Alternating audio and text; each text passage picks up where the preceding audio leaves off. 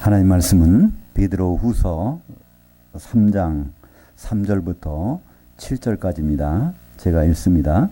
먼저 이것을 알지니 말세에 조롱하는 자들이 와서 자기의 정욕을 따라 행하며 조롱하여 이르되 주께서 강림하신다는 약속이 어디 있느냐. 조상들이 잔 후로부터 만물이 처음 창조될 때와 같이 그냥 있다 하니 이는 하늘들은 옛적부터 있었는데 땅이 물에서 나와 물로 성립된 것이 하나님의 그 말씀으로 된 것을 그들이 일부러 잊으려 함이로다.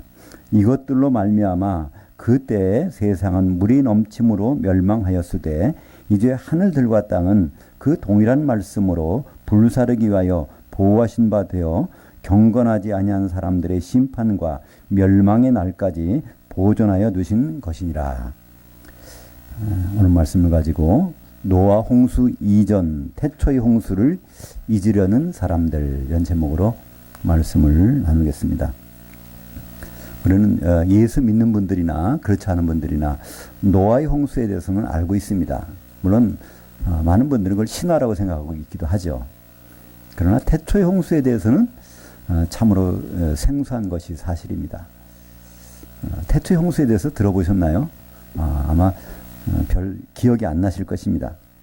근데 성경은 천지 창조 후에 태초의 홍수로부터 시작됩니다. 창세기 1장 1절에 보면 하나님이 태초의 천지를 창조하시니라 이렇게 시작되는데 그런 창조가 어떤 모습이었을까? 그것이 땅이 혼돈하고 공허한 모습이었을까? 그렇다면 다른 모습인가? 그것에 대해서는 이사야서 45장 18절에 분명히 나와 있습니다. 하나님은 이 땅을 혼돈하게 창조하신 적이 없고 오히려 사람이 있다면 사람이 거주할 정도로 이렇게 창조하셨다는 겁니다. 그렇다면 그때 모든 것은 다 준비가 되었다는 뜻이죠. 사람만 빼놓고선요, 그죠? 왜냐하면 사람이 살려면 여러 먹을 것도 있어야 되고, 그죠? 또 공기도 있어야, 산소도 있어야 되고, 다른 여러 가지 환경들이 날씨도 아주 알맞아야 되고, 그리고 거기에 또 뭐도 있을까요? 원숭이도 있었을 겁니다. 그죠? 또 강아지도 있을 거고. 더구나 우리가 생각지 못하는 곰팡이, 박테리아도 다 있었을 겁니다. 만약에 그 창조 당시에 박테리아가 없었다면 그것이 1년, 2년, 10년, 100만 년, 이 지나는 동안에 어떻게 될까요? 쓰레기 더미를 꽉 살 거죠. 분해가 안 되니까. 그러니까 이 모든 것이 순환될 수 있도록 사람만 있으면 거기에 되게 이렇게 창조해 놓으셨다고 분명히 이사야서 45장 18절에 얘기가 돼 있죠. 근데 창세기 1장 2절에 보면 땅이 혼돈하고 공허하며 흑암이 깊음 위에 있고 하나님의 영이 수면에 운행하시더라. 그래서 많은 분들은 그걸 이렇게 해석하죠. 하나님이 천지를 창조하실 때 처음에는 기체 상태, 뭐 이렇게 그러니까 모양이 안 갖추진 원소 상태에 있는 것들을 어떻게 이렇게 만들어 가지고 이렇게 여러 가지를 창조하셨다 이렇게 생각하는데요. 그것은 사람의 상상이지 성경에서 그렇지 말하지 않습니다. 창세기 1장 2절에 보면 원래 빠져있는 단어가 하나 있습니다.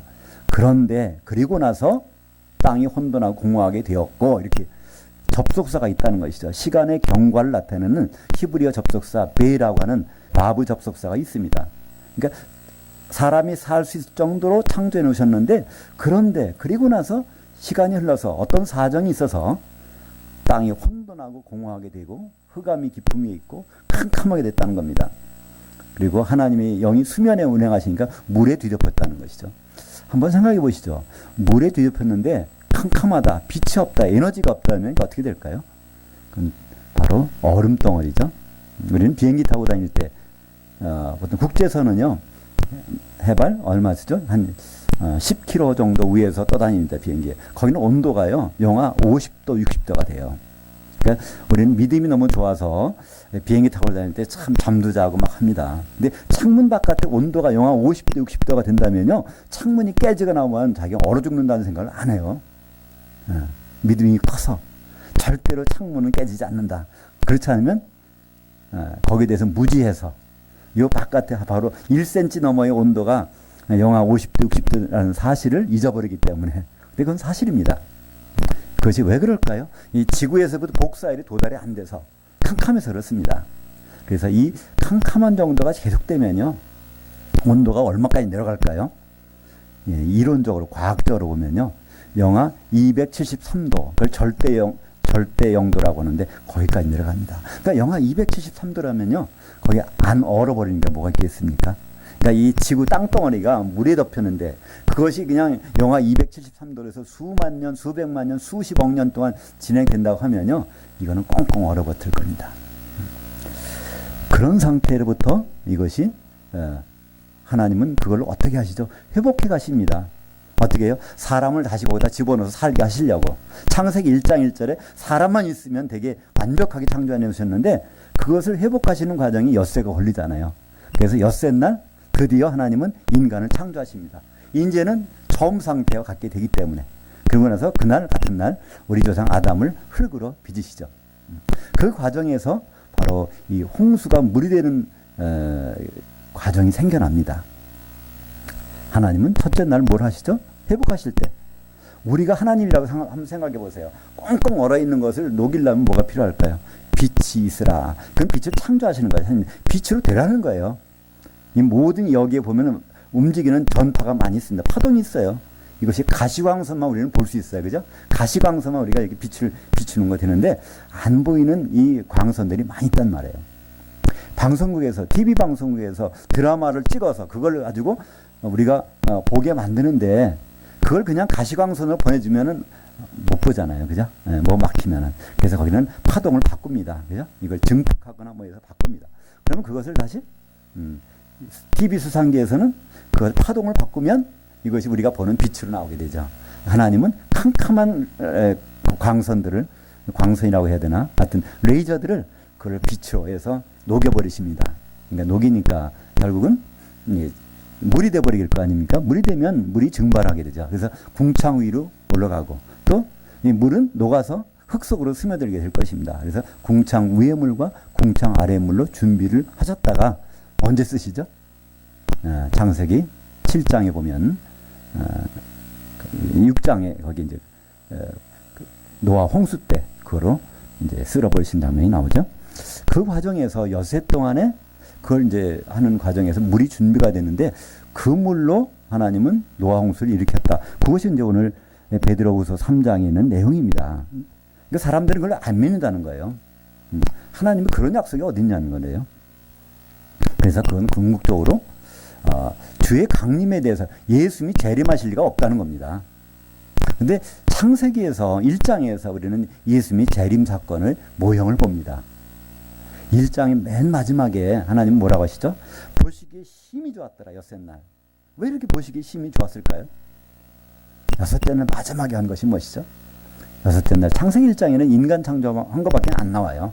그러나 창세기 5장에 보면 아담의 족보를 설명하실 때 바로 하나님이 인간을 창조하신 그 날에, 여섯째 날에 하나님의 모양대로 바로 아담을 지으시되, 그래서 우리 조상 아담이 같은 날에 거기서 지어졌다는 것을 말씀하고 있습니다. 그래서 그게 마지막 된 겁니다. 그러니까 하나님이 계획하시던 모든 것이 다 되었으면 하나님이 심히 기뻐하시고 안식하시더라. 근데 성경의 로마서 5장 14절에 보면 바로 아담은 오실 자의 모형이라 이렇게 돼 있죠. 아담은 창세기 나오는 그 아담은 오실 자의 모형이라는 거예요. 그러니까 지구상에 아담이 등장하자마자 하나님은 너무 기뻐하셨다는 거예요. 그래서 안식하셨다는 겁니다. 그러니까 예수님이 재림하시게 되면요, 지구상에 등장하시면, 공중에 나타나시면 그분은 안식하시겠다는 겁니다. 마귀를 결박해 놓고 1000년 동안 천년왕국이 벌어지잖아요. 그 모형이 바로 창세기에서 나오는 거라는 거예요. 그러니까 창세기 내용을 우리가 잊어버리게 되면요, 예수님의 재림을 잊어버린다는 거예요. 오늘 베드로후서 3장 4절에 이르되 주께서 강림하신다는 약속이 어디 있느냐? 그럴 리가 없다. 창세기는 신화고 그거는 실제 있었던 일이 아니라는 겁니다. 근데 베드로는 뭐라고 합니까? 5절에 이는 하늘들은 예적부터 있었는데 1장 1절에 창조된 그대로 있었는데 땅은 그렇지 않았다는 겁니다.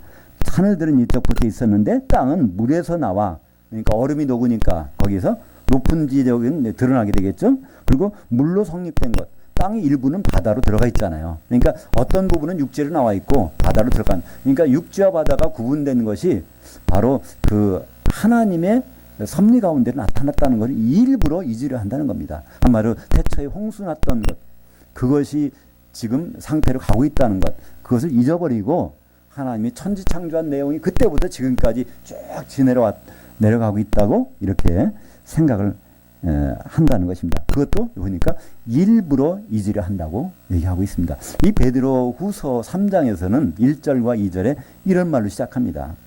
내가 전에 쓴 편지가 있고 또 지금 쓴 편지가 있는데, 그러니까 베드로전서와 베드로 후서를 쓰는 목적을 설명하고 있는 겁니다. 이것은 바로 하나님이 선지자들 통해서 예언한 말씀과 또 사도들을 통해서 명령한 것, 그것을 기억하고 있으라고, 그래서 내가 이걸 쓴다는 거예요. 베드로는 예수님의 수제자 중에 수제자죠. 마지막에 그가 남긴 글이 이겁니다. 자기가 이제 세상을 떠나면서, 이게 아마 거의 임종 때 쓴 것 같아요. 베드로후서 1장인가요?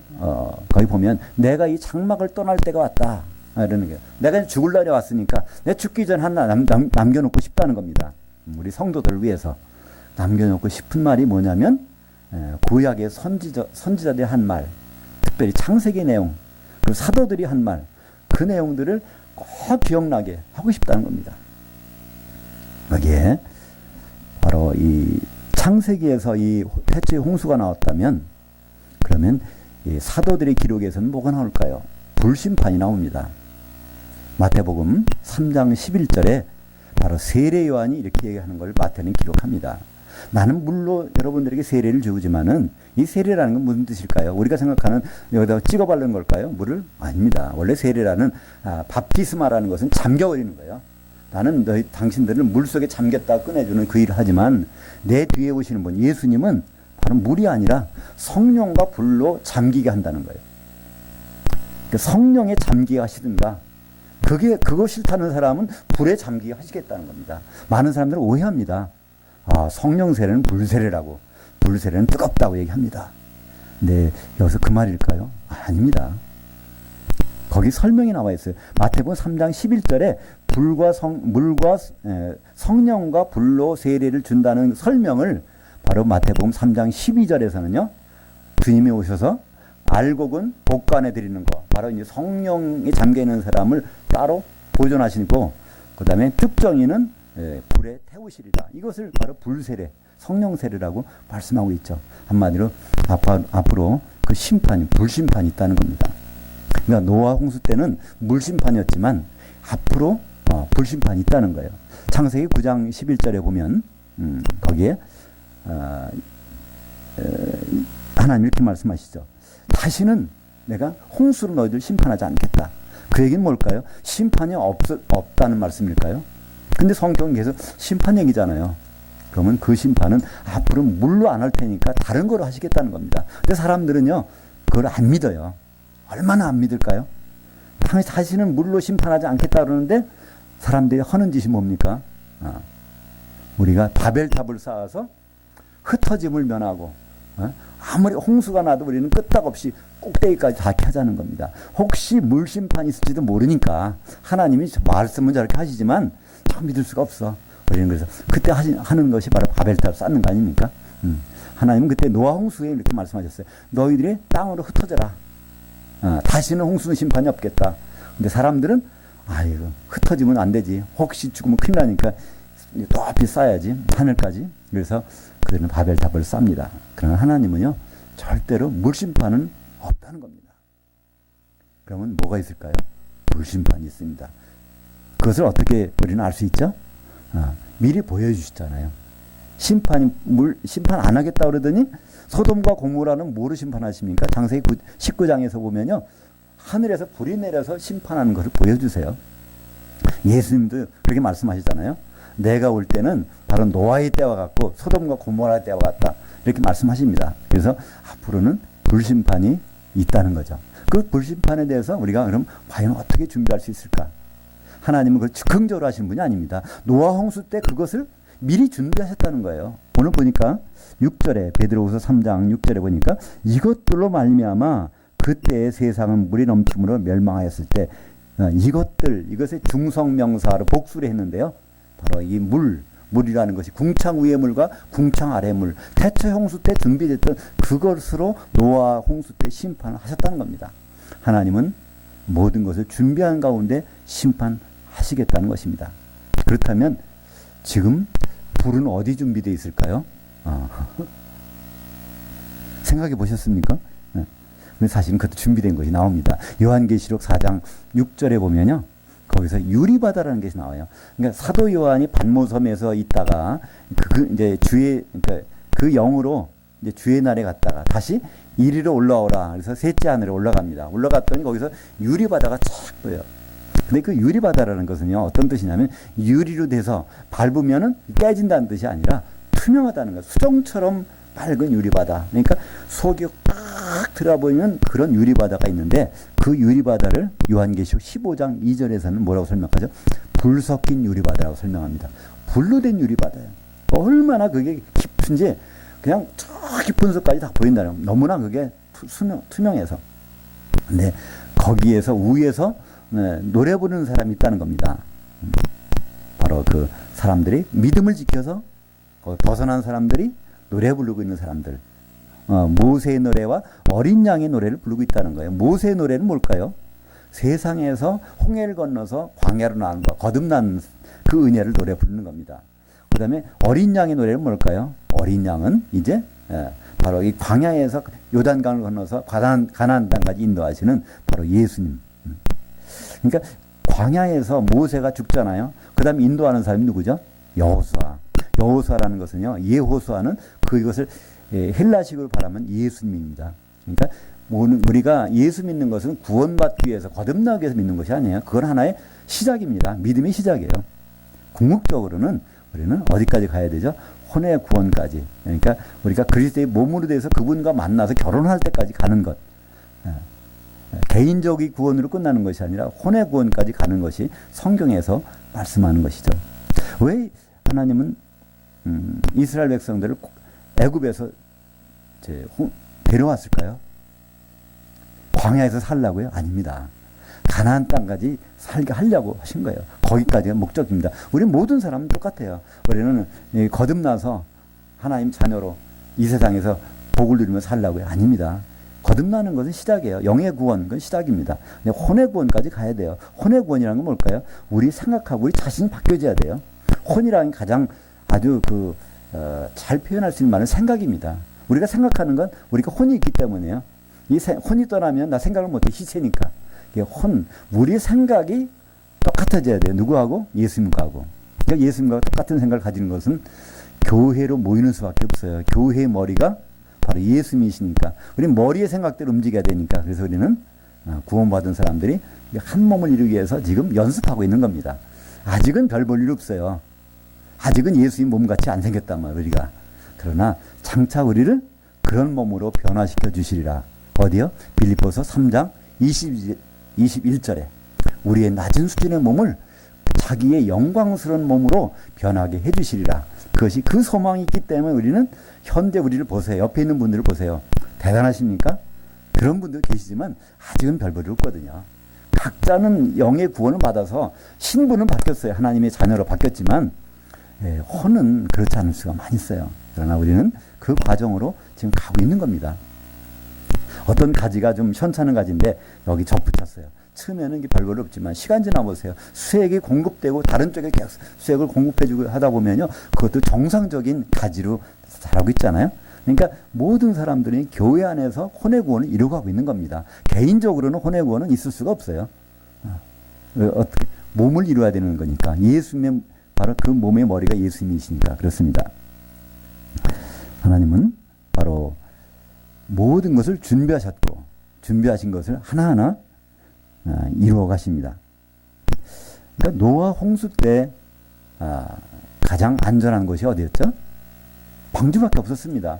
그 인구가 얼마 있는지는 모르겠지만 수천만 명, 수십억 이상 됐을 거예요. 그때는 보통 사람이 900세 이상 살았으니까. 근데 8사람만 거기서 구원을 얻었습니다. 그것이 바로 이제 베드로 전서 3장 8절에 보면 그것이 바로 구원의 표라고 합니다. 노아 방주 사건이 구원의 표라는 거예요. 우리가 혼의 구원을 받는 표식은 노아 방주 속에 들어가야 된다는 겁니다. 노아 방주라는 것은 어떻게 지어졌죠? 6장에 보면 장세기 안팎을 역청으로 바르라고 되어 있어요. 역청이라는 코페르라는 단어는 그 다음부터는 성경에서 번역을 어떻게 번역하면 역청이라고 번역 안 해요.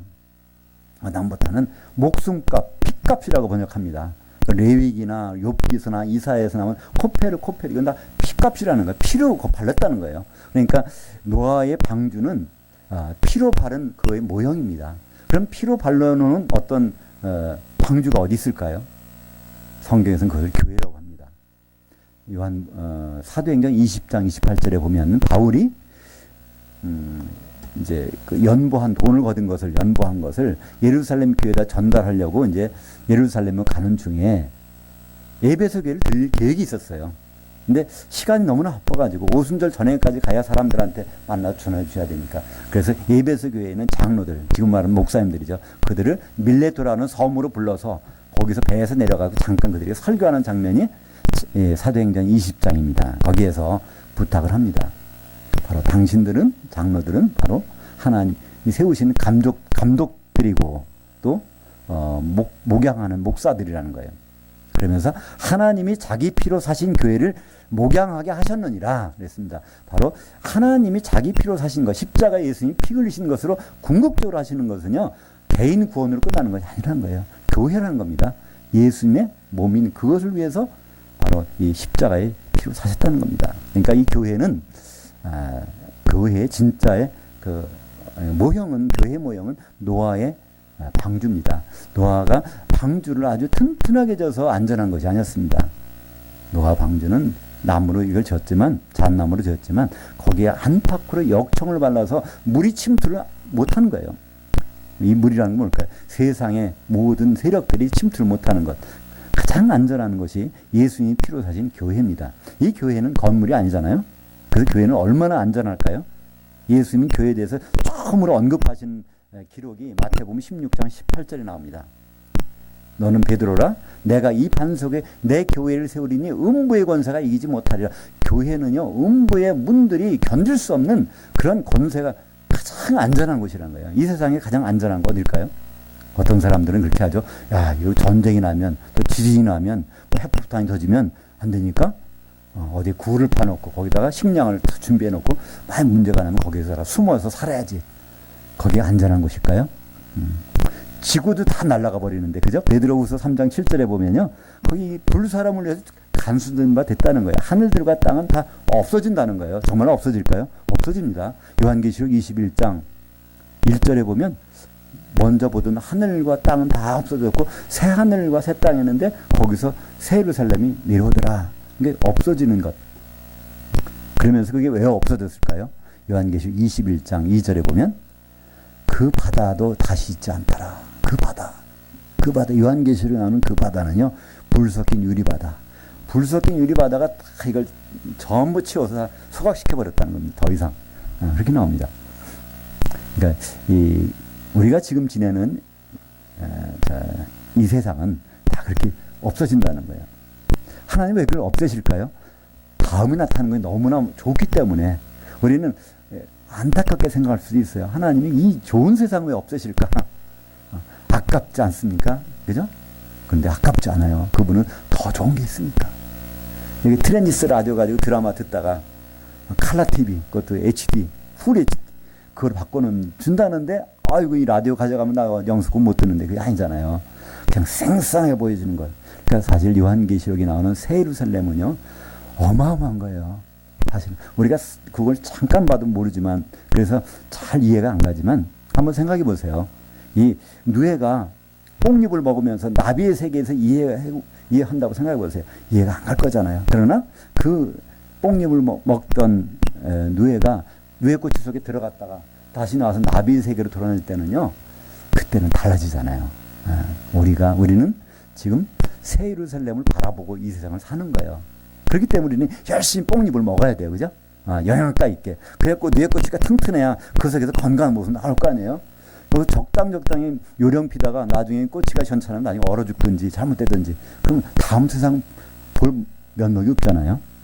그런 예수를 잘 믿으면 믿을수록요, 이 세상에서 더 건강하게, 튼튼하게, 멋있게, 의미있게, 유익하게 살 수가 있습니다. 그냥 목표가 분명하니까요. 이 베드로전서 후서는 그 목표에 대해서 우리에게 말씀해주고 있습니다.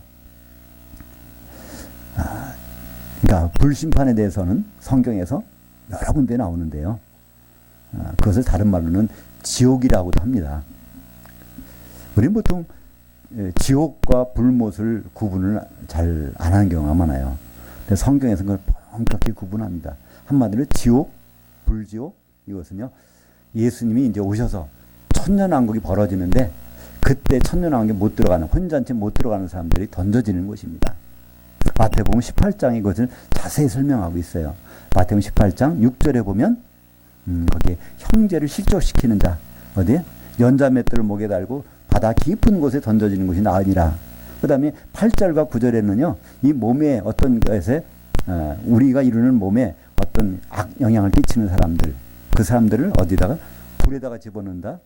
18장 8절에, 18장 9절에는 뭐라고 합니까? 그것이 바로 불지옥이라는 거예요. 그러니까 깊은 바다, 불지옥, 이것은 다 바로 이 천년 왕국 동안에 거기 못 들어가는 사람들이 들어가 있는 유리바다를 말씀하고 있습니다. 그러니까 요한계시록 15장 2절에 유리바다 위에서 하나님은 찬양하고 있는 사람들이 있는가 하면 유리바다 속 거기에서 그냥 투명한 불바다 속에서 천년 동안 지내는 사람들이 있는데 성경에서는 그것을 불지옥, 불바다라고 얘기합니다. 그 지난 다음에 백보자 심판이 펼쳐지고 거기에서 생명책 이름 없는 사람들이 들어가는 곳, 그것을 불못이라고 얘기합니다. 불못. 불못과 불바다의 차이점이 무엇일까요? 불바다는, 바다라는 것은 원래 바다는요, 망망대해입니다. 육지가 안 보이는 곳이에요. 그죠? 근데 못이라는 것은 원래는, 육지가 보이는 곳이에요. 한마디로 새 예루살렘이 새 땅인데 새 땅 옆에 붙어 있는 것이 뭘까요? 그것이 바로 불못입니다. 그러니까 이 요한계시록 나중에 읽어보실 때 그 새 예루살렘 바깥에 있는 사람들이 있어요. 바깥에 있는 사람이 불못이라고 그러는데 거기 있는 사람들 그게 붙어 있는 거예요. 그때는. 그래서 그 표현을 바다가 아니라 그것은 불못이라고 표현하고 있어요. 레이크 또는 뭐 하버, 만, 바다 같으면 원래 항만이 있는 거죠. 항만은 육지와 붙어 있잖아요. 그래서 일부러 표현을 불못은 새 예루살렘이라는 새 땅과 붙어 있는 불못, 그리고 이 타락한 교회 성도들이 던져지는 곳은 불바다. 거기 어디다가 구원을 청할 데도 없는 거예요. 그죠? 불바다서. 그리고 불바다는 천년, 불못은 세세토록 구분하고 있는 것이죠. 그러니까 우리가 여기서 한번 생각해 볼 게 있어요. 우리는 예수님이 재림을 기다립니다. 근데요, 예수님이 재림하실 때 올라갈 거 아니에요? 올라가는 것으로 다 끝나는 것이 아니에요. 그때부터 문제가 시작되는 거예요. 그리스도의 심판대 앞에 서게 됩니다. 고린도후서 5장 10절에 보면 우리가 다 바로 선악간에 바로 심판을 받는데 그리스도의 심판대 앞에 서게 된다는, 우리가 다 선을 행한 사람이나 악을 행한 사람들 다 올라가서 이제 심판을 받게 된다는 거죠. 혼자 이제 들어가는 사람은 다행이죠. 못 들어가는 사람들은 거기에서 천년 동안 불 섞인 유리바다 속에 있는 장면들이, 그거는 누구나 해당되는 거예요. 특별히 교회 다니는 분들에게.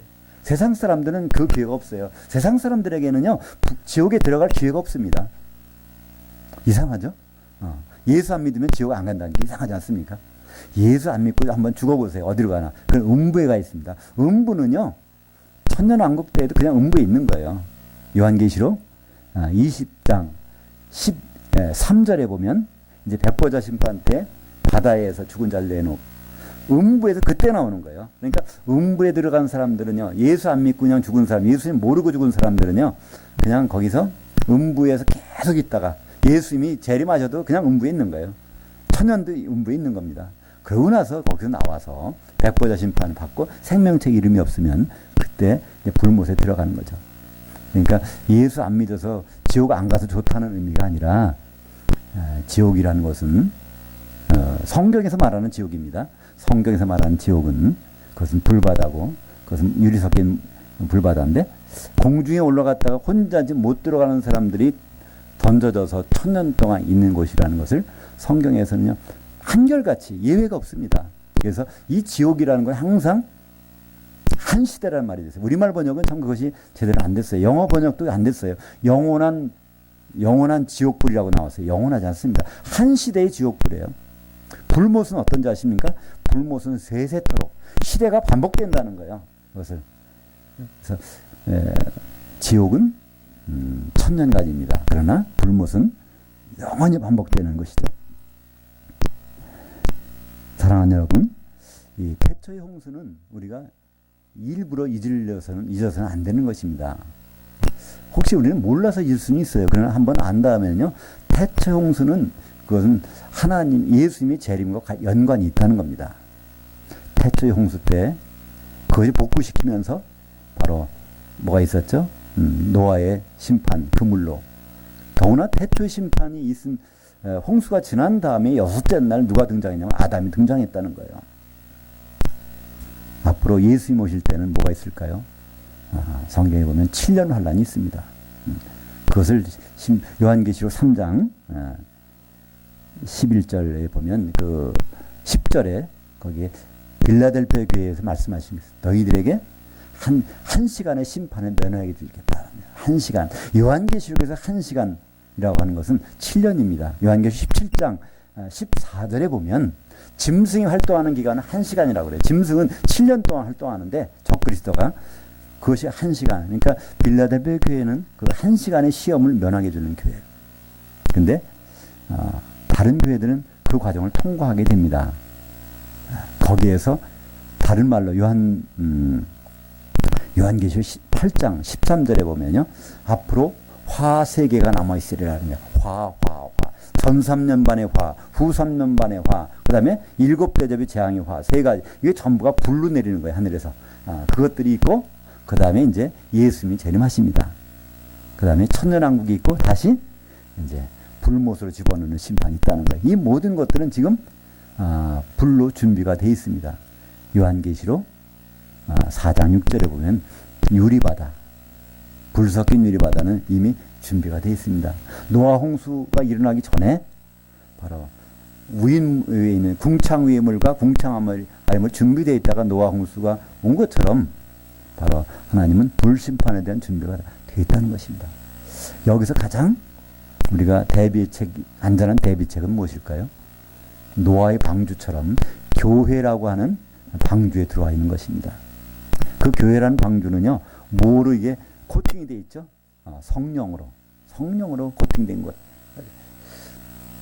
성령 세례란 말은 성령이 잠겨 있단 말이잖아요.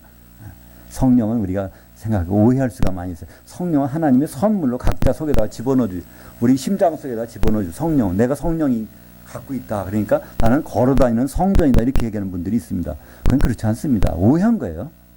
고린도전서 3장 16절 말씀을 오해했습니다.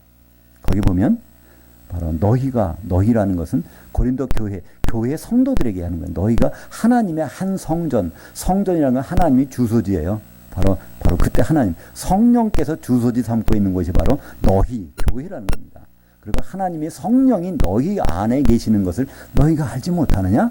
그러니까 우리가 진정한 교회라면요, 세상 사람들이 생각하는 저런 교회가 아니라 정말 성경에서 말하는 교회라면 두세 사람이 예수 이름으로 모인 곳에 있는 그곳은요, 성령이 충만합니다. 우리가 안개 낀 곳에 들어가면 거기 안개 속에 들어가 있는 것처럼 이곳이 바라는 우리가 정말 주의 이름으로 모였다면요, 우리 눈에는 안 보일지 몰라도 여기는 성령이 충만한 곳입니다.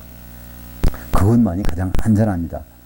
바로 거기에 성령이 충만한 곳이 없다면 준비된 곳이 있습니다. 그건 불 속에 들어가는 거예요. 그렇죠? 그래서 마태복음 25장에 보면 기름이 준비된 사람들, 혼자 들어가지만 준비 안 되는 사람들, 성령이 없는 사람들, 그 사람 다 거듭난 사람들이에요. 우리가 어떻게 알 수 있을까요? 다 등을 들고 신랑을 기다렸다는 거예요. 등을 들었다는 얘기는 영이 깨어났다는 거예요. 영이 바로 거듭났다는 거예요. 거듭나서 예수 믿고 신앙생활 하던 사람들이 다 예수님을 신랑으로 기다리잖아요. 같이 기다렸는데 기름 준비한 사람, 성령이 있는 사람들은 혼자한테 들어가는데, 그렇지 못하는 사람은 뭐라고 그러죠? 예수님이 내가 너희를 모른다. 너희 그때는 이해가 안 간다는 거야. 왜 그런 신앙을 생활을 하고 있었는지 이해가 안 간다. 뻔히 알면서, 준비된 거 알면서, 불 섞인 유리바다가 준비돼서 있는 것을 왜 알면서 그것을 그렇게 했느냐는 것을 질책하시는 장면이 바로 마태복음 25장에 나옵니다. 바로 이 태초의 홍수를 우리가 생각하면서 다시 한번 생각할 것은 불을 생각해야 됩니다. 그죠? 왜냐하면 물로서는 심판 안 한다고 그랬으니까. 우리 태초의 홍수를 생각하면서 그때 준비된 궁창 위의 물과 궁창 아래 물로 심판하셨구나. 우리가 그걸 보면서 이미 준비되어 있는 바로 불바다가 있구나. 한번 나중에 예배 끝나시고 한번 확인해 보세요. 어디 이 불 섞인 유리바다가 있는지. 그것은 지금 셋째 하늘에 준비되어 있습니다. 요한계시록 4장 6절에 보면 거기에 수정처럼 맑은 유리바다가 거기 올라가 보니까 있다는 거예요. 근데 요한계시록 15장 2절에서는 그것이 이제 이 세상 임해가지고 거기 속에 묻혀 있는 사람과 그 위에서 노래 부르는 사람들은 나눠지는 장면이 요한계시록 15장 2절에 나옵니다. 그리고 거기에 던져지는 장면이 어디 나오냐면 요한계시록 18장 21절에 보면 바로 성도들이, 타락한 성도들이 거기 던져지는 장면이 나옵니다. 그 불 섞인 유리바다가 없어지는 장면이 어디 나오죠? 그것은 바로 요한계시록 21장 2절에 그 바다가 다시 있지 않다. 왜냐하면 하늘과 땅이 없어진다 하면 그 바다 불사름이 되어서 다 없어진다는 것이죠. 그것이 바로 오늘 베드로 후서 3장 7절입니다. 이제 하늘들과 땅은 그 동일한 말씀으로 불사르기 위하여 보호하신 바 되어 경건하지 아니한 사람들의 심판과 멸망의 날까지 보존하여 두신 것이라. 그래서 불사르기 위해서 하나님 다 준비해 놓으셨습니다. 요한계시록 15장 2절 볼까요? 또 내가 보니 불이 섞인 유리바다 같은 것이 있고 짐승과 그의 우상과 그의 이름의 수를 이기고 벗어난 자들이 유리바다 위에 서서 하나님의 검은 골을 가지고 노래를 하는 것이 나오죠. 요한계시록 21장 1절입니다. 또 내가 새 하늘과 새 땅을 보니 처음 하늘과 처음 땅이 없어졌고 그 바다도 다시 있지 않더라. 그 불 섞인 유리바다 더 이상 하나님의 용도 폐기됐다는 겁니다. 궁창 위의 물과 궁창 아래의 물은요, 용도 폐기됐어요. 언제? 노아 홍수 끝난 다음에 더 이상 필요 없다는 거예요. 마찬가지로 이제 불 섞인 유리바다도 우리 이제 심판 후에는 다 이제 지나가는 것입니다. 우리가 아는 결론은 하나입니다. 뭐가 있죠? 새 예루살렘. 근데 우리는 새 예루살렘만 생각하시면 안 돼요. 새 예루살렘 바로 문만 열면 그 벽 옆에 거기에는 불못이 있다는 겁니다. 우리는 요한계시록을 읽으시면서 새 예루살렘에서 그 황금길 걸으며 하나님을 찬양하고 그만 생각하시면 안 돼요. 거기 보면 항상 같이 나와요. 그 바깥에서 성 바깥에서 있는 그 사람들의 모습이 있다는 겁니다. 불못에서. 우리는 창세기에서 나오는 태초의 홍수, 그 캄캄하고 얼음덩어리는 그 물, 그것을 생각하시면서 또 요한계시록 마지막에는 완전히 새 예루살렘 바깥에는 불덩어리, 불못, 그 모든 과정을 성경은 우리에게 말씀해 주고 있습니다. 뭐 하라고요? 우리 보고 예수 그리스도의 몸인 교회 안에 제발 있으라고. 그것은 가장 안전한 장소라고. 그것은 지금도 안전하고요.